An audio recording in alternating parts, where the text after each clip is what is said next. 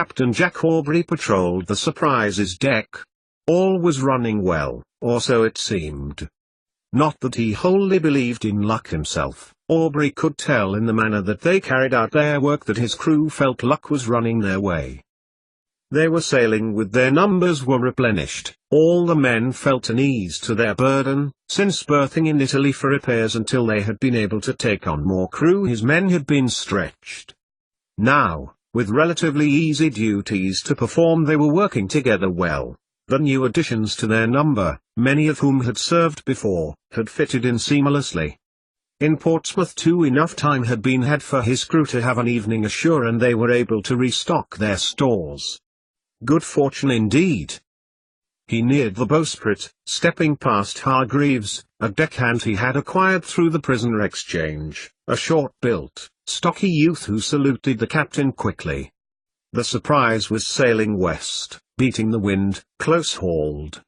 With such wild energy as the gusty autumnal blusters were blowing that night, his men were having to anticipate every roll and pitch. And they were mastering it, playing the turns and twists, enabling the ship to be as sprightly as ever Jack knew that she could be. He leaned forward, past the yard, and let the cold wind rush through his hair. Along with more than 24 other ships of the Navy, the Surprise was in an enviable position. The Surprise had been chosen to sail with the fleet of the flagship. An honor and privilege to Aubrey personally, and news which had buoyed the spirits of the seamen, middies and his officers. His eyes fixed momentarily on the rigging outline of the Victory. It had been Stephen's plan to board the ship, replacing Hardy and sojourning for the Lord Admiral. God willing, his plan had been fortuitously, and, despite the uncertainty his friend had expressed when he last spoke to him all those months ago, in his heart Aubrey felt that it would have, and that, a couple of miles in front of him, Stephen was aboard. Turning with his back to the wind, Aubrey made his way back across the forecastle and down onto the main deck. Behind them, also beating the headwind and much further behind, were some ships of the French line. It had been unclear when the sun began to set, as the fleet passed Lizard Point, whether the French flagship Bucentaure was amongst them. What was certain, however, that the dozen or so rigs behind them were following, according to plan. His orders had come swiftly and, unusually for naval instruction, directly from the Victory, presumably from Lord Nelson's own hand. The ships that were now in fleet had, the orders explained, been given the same command, to follow the flagship past Ireland and into the Atlantic. There were enough of them to attract the attention of the French Navy and, like flies to jam, would be attracted to the British flagship and attendant warships. They were to sail in an unhurried, relaxed manner so as to deceive the enemy into thinking they could be unprepared, and, once in pursuit, the Victory could then lead the enemy to a place of her choosing and engage them on her terms, enacting what Aubrey could only presume was a strategy Nelson himself had devised, for it followed neither protocol nor precedent. It was Aubrey's guess, though it wasn't his place to postulate, that they were to somehow eventually engage the French near Spain, a weaker opponent and unlikely to have a good deal of military reinforcement. Unlike France, British armed forces had once landed in the north of the country and had suffered from Spain's change of alliance, causing them to be hounded by the Spanish militia. He had heard Stephen talk about British forces in Catalonia and all over Spain from the time when France was Spain's enemy. Perhaps, were the battalions to be reunited in some manner, Lord Nelson would take advantage of this in some way. It was a pity that Pullings could not be sailing with them. It had long been the young man's dream to captain a ship of his own, something Aubrey had, just over 18 months before, been able to help him achieve. Jack was sure, however, that it wouldn't take him long to regain the position again. It was hardly his ex-first lieutenant's failing for the misfortune that had befallen the Acheron. Indeed, Tom Pullings could not have known that he would encounter a mutiny, a storm of Poseidonic proportions, loss of his ship and capture and torture by the enemy. At least that explained Aubrey's conflicting orders, why his original orders had directed him to meet with the Charlotte, the name proposed by Pullings and accepted by the Admiralty, as was tradition, and why he had been delayed in Vlissingen for so long. Presumably the wreck of the ship and subsequent loss of life had been a blow to the Admiralty, as it was indeed to Jack himself. Respectful silence had been upheld once they reached Portsmouth to mark the demise of the Charlotte. Reaching the quarter-deck, Aubrey scanned the blackness for any signs of either more British warships joining the fleet or French naval vessels following them. There were a few dim white lights, but it was difficult to discern whether they were on land or sea. They could equally be lights from the southwest Irish coast. "Sir." Lieutenant Blakeney's voice interrupted Jack's analysis of their wake. He turned and looked at the lad. "Ah, Mr. Blakeney? All is well, I trust?" "Yes, sir," he replied, his voice firm. He had been trying, Jack had noticed, to take the energy and excitability out of his tone, as was fitting. The young man, that he was now becoming, had concluded. Whether this self-analysis would extend to limiting his enthusiastic penning of letters home or quitting his abstinence from grog, Jack hadn't extended his inquiry when Will Blakeney had first tried out his new vocal expressions before his fellowmen's, much to their humour. "We have crossed 10 degrees west, sir." Aubrey exhaled. It was time for a change of course. He turned, glancing towards the direction the fleet was sailing. The starboard light had been taken from the ships in front. This was right. "Very good, Mr. Blakeney," he acknowledged as Will saluted. "Mr. Mowat." Will Blakeney hurried away and, moments later, his other lieutenant stood before him. "Set a course, west-northwest." "Very good, sir." The man saluted, his warm eyes on Aubrey. "West-northwest." William Mowat called the direction out to the crew, and immediately the able seaman maneuvered the wheel. Other seamen scrambled up the masts to haul in and adjust the sails. Mowat hurried down the steps between the quarter and main decks to verse the operation. Jack Aubrey smiled. They would sailing away from the Irish coast, heading out towards the Azores in 10 minutes and, by his calculations, unless they changed course in the next 2 days or so, would be in America within 2 weeks. 88,888,888. 2 bells. Cicely opened her eyes and stared into the blackness. It was unusual for her to be woken by the ship's half-hourly bell signals. Once off duty she generally slept solidly. What had aroused her? Cicely sought her mind for a clue. She had been dreaming about Edward. The dream was coming back to her. His face filled her visual mind as she tried to remember. Around her, a cough of another crewman in a hammock near her. A lot of bronchial infections, Cicely knew, at this time of year. Had the ship's doctor been treating the men as she knew Stephen would have been on the Surprise, such infection would not have spread so quickly. Stephen. He had been on her mind that night before she had gone to sleep. Cicely wanted to know that he was safe, alive. That what she was doing wasn't in vain. Another cough, this time in a hammock closer to her. Cicely turned towards the wood of dividing wall, hoping that she didn't succumb. Not that the infection seemed very serious, but she knew it would delay her mission by fogging her mind. 2 bells, pause, 1 bell. It was the middle of the night. Best to get some sleep. Though their duties weren't particularly taxing, Cicely guessed that when they encountered the enemy they soon would be. Best to keep her strength. And besides, if she dwelt on her beloved husband's face much more, she knew she wouldn't be able to keep in the tears. What had she been dreaming about? Edward. He was about 13 or 14. She was 8. She had been playing in the woodlands near the back of their house. She had been playing nights with Frederick Bonner, a boy of a similar age whose family lived on the other side of the woods. They had broken off some sticks and were duelling with them. Cicely had been Longshanks and Freddie was Simon de Montfort. Freddie had, unusually, wrong-footed her and she had run off towards the copse, a denser cluster of trees, one of which she had decided to climb. And from which she could not get back down.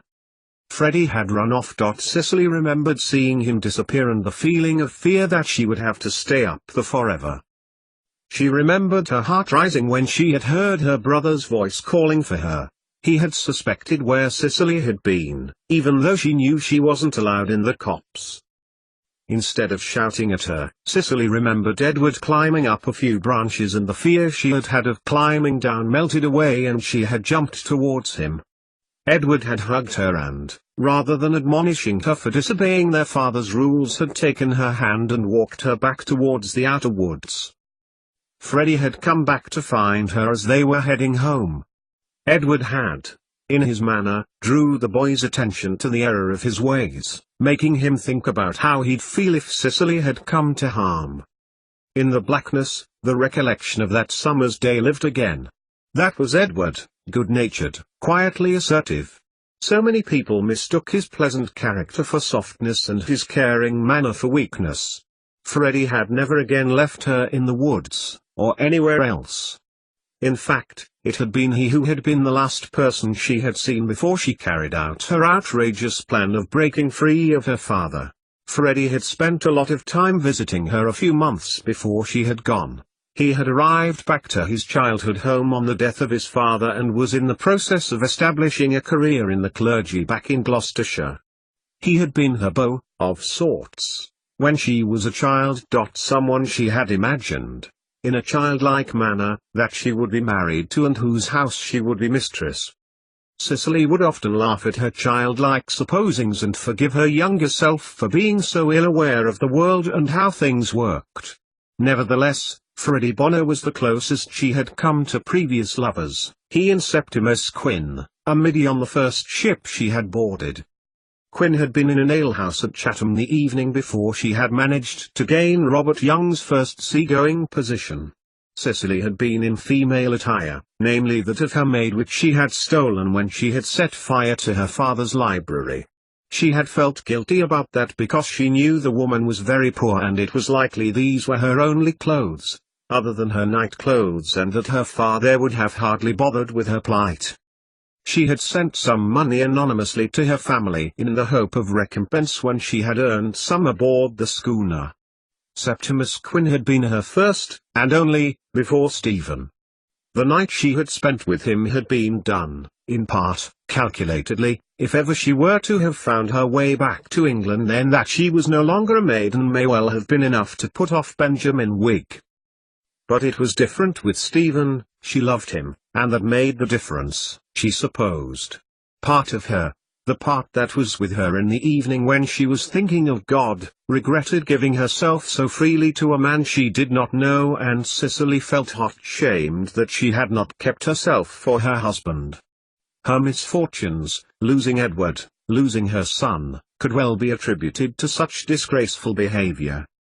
It hadn't really been surprising that there had been other women for Stephen before her, Cicely concluded. Not for the first time. The subject had not been far from her mind at the times she had been thinking of Stephen, and it had caused her to wake, Cicely knew.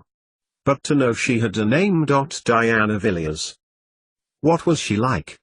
Rich? Poor? Blonde-haired or dark? Beautiful? Witty? What did it matter to her? What did it matter now? Her thoughts turned to Quinn again, flaxen, wavy hair, round face and bonny features. She had boarded the Fury the next day. He hadn't guessed. No one had.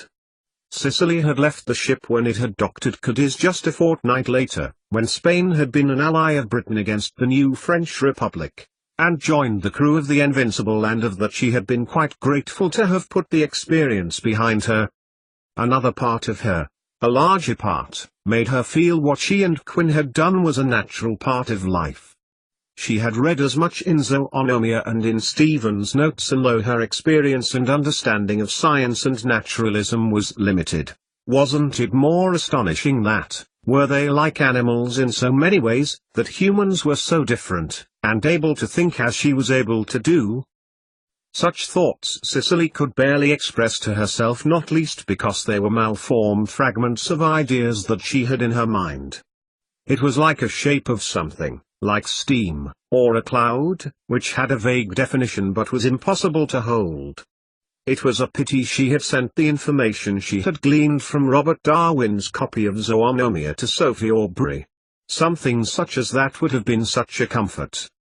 2 bells, pause, 2 bells. She had to find the ex-French captain. But how? After all, there were over 800 men aboard, none of whom had stood out yet as being obvious candidates. And as she didn't even know what he looked like.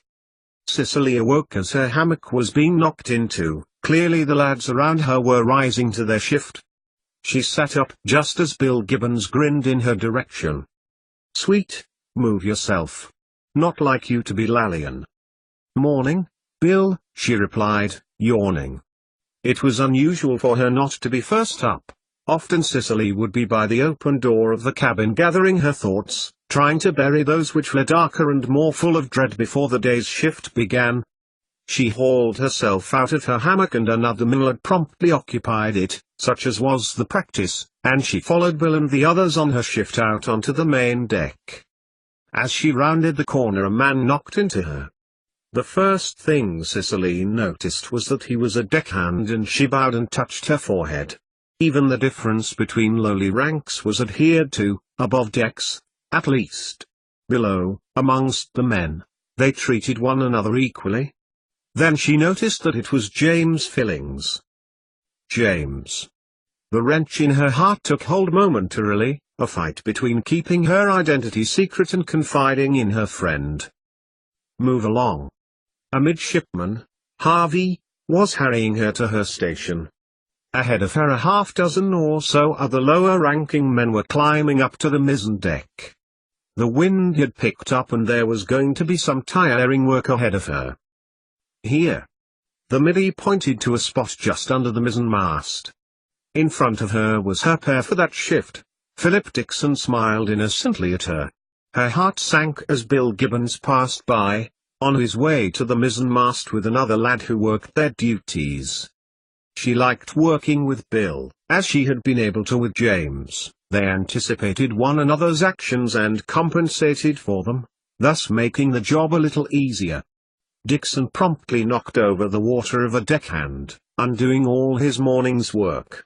The man's face turned to thunder and she could see him absorbing the curse words which he would have liked to have spat at poor Philip. "Come on," said Cicely, pulling Dixon's thin frame past the man quickly and taking the end of a rope. "You're up the today." And then she heard it. A snippet, a snatch. Just a few words. Cicely turned round and looked towards the quarterdeck steps. 2 men, both dark-haired and tall, both able seamen had been talking to one another. In French.